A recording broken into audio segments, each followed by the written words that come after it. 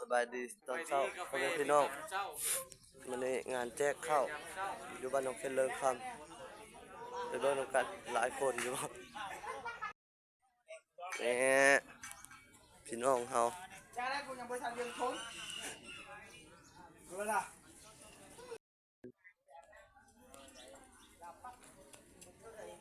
เป็นแบบทางไอ้น้องแก้วเคยเนาะ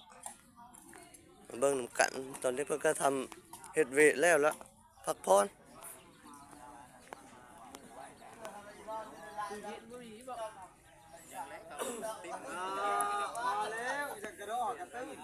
ไอ้น้องแก้วเคยเฮาแล้วก็ทางนี้ก็ไผ่บ้านเฮาเขาสิเอิ้นว่าไผ่ล้างถ้วยล้างจานก็แล้วโอ้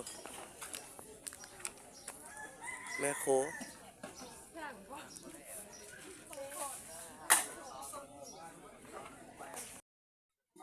ผู้ชายเพิ่นกำลังเงียบขันมาเบ่ง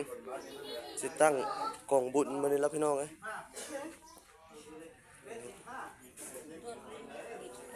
แค่คนก็ยังบ่มาอยู่ยังเศร้าอยู่